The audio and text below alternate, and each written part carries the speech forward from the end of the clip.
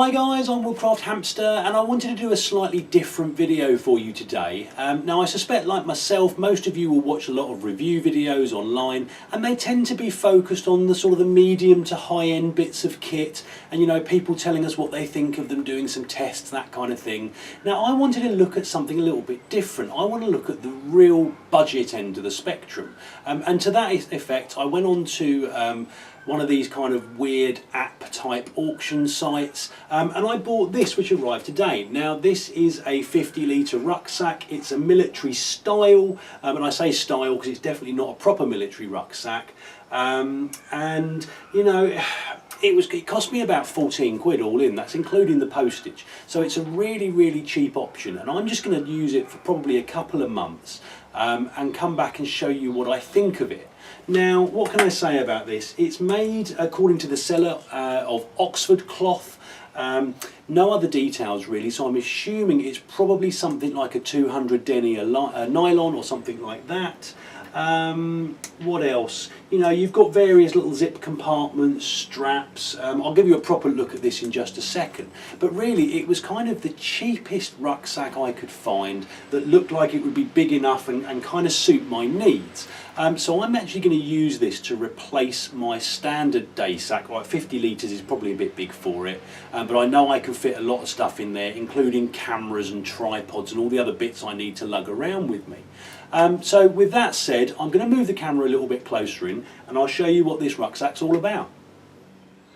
Right then guys, so I'm going to do this review from back to front, and first of all, being a rucksack, let's take a quick look at the straps. Now these are fairly standard fare. They're kind of mildly padded, not by any great shakes. You've got this kind of mesh material here, which I assume is for moisture wicking, both on the strap and the back of the rucksack. I've tried this on, I've put a bit of weight in it. It feels fairly comfortable. I've done no long distances on it yet, so I really can't tell yet. So this is just really a first introduction. I've got a waist strap here, which again, you know, it's no frills, it's fairly standard for what you'll find. The buckles seem relatively good quality for such a cheap rucksack. So that side of it, you know, seems pretty standard fare for a cheap rucksack. The interesting things down here, you've got a little carrying loop.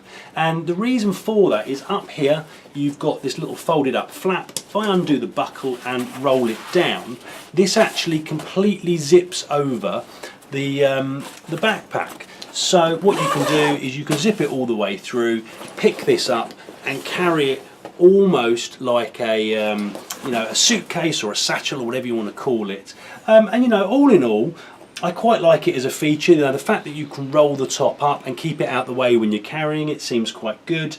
I mean, this doesn't feel particularly waterproof. The seller did say that it was. I would probably hazard a guess and say it's maybe water resistant, but I certainly wouldn't want to be out in more than a passing shower. Little side pocket here that, again, the picture on the listing when I bought this showed a water bottle in here. Now it looked like a fairly standard size one. This in real life feels quite small. I haven't got mine out with me today, but I will try it out when I go out in the field. But really, one of the things that drew me were these two straps here. Now these, I assume, are for things like walking poles or something like that. They look like they might be just the right size to fit my brew kit, which also obviously has a water bottle in it. So that's my intention for these straps. If not, I will ratchet them down and probably put my tripod in there just to keep it outside of the pack. Now, as you can see, you've got some molly webbing on here. Fairly, again, standard fare. You know, you're seeing this on a lot of backpacks nowadays. And I've got a few things that if the straps don't work out for me, I've got a few things I can probably attach onto here. And then really there's just two pouches in the front. Now this one down the bottom, move this around a bit for you, seems to be the larger of the two.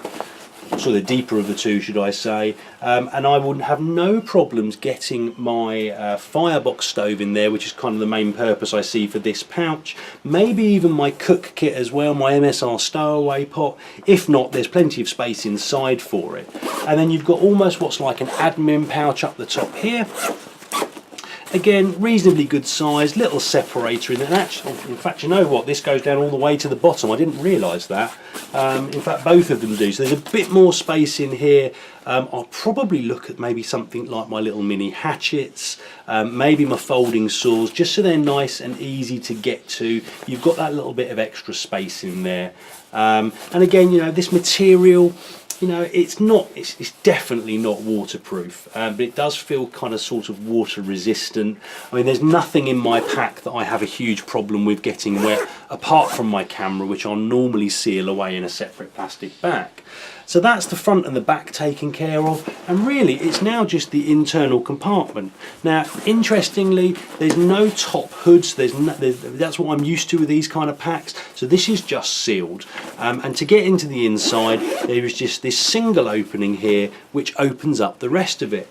Now, we've got a few things in here. I've actually got a stick that I put in here earlier just to sort of pad it out for my thumbnail photo, but inside we've got two sections. You've got the main compartment, and it does come with a little sort of carrying strap as well. I can't imagine I will ever use this, but you know, you never say never. And then we've got a little bit of Velcro that opens up a second compartment. Now, when you can throw anything in here. If I'm taking one of my larger fixed blade saws, that will go in there. Likewise, the same with my axes. Now, the one thing I don't like about this is there's not really any compartments in here apart from this little bit. So there's no way of kind of sort of separating your gear. So it is just going to kind of float around a bit. But again, if I'm going out on a day trip, even a couple of days, you know, I don't need that much stuff. This is not going to fit my overnight kit in here. I mean, I could probably just about squeeze my shelter and a sleeping bag in there, maybe a roll mat, but it would leave me very little space for anything else. I'm sure I could probably do it, but you know, if I'm going out on an overnighter, I'm going to take a bag that I know works for that. So that is my very, very quick whirlwind tour of this bag. I'll cut back and just give you a couple of final thoughts. Right then guys, so that is my quick introduction to this pack. As I said, it's less than 15 quid. It was the cheapest one I could find that would suit my needs, and I deliberately wanted something that was kind of really, really cheap. So, you know, anyone that's on a severe budget has options, hopefully. You know, the quality of this so far, not having used it, seems okay. The zips all work fine, the buckles are okay. Would have been nice to have a bit more segregation in the main compartment, but you know, it's not a deal breaker, but at the end of the day.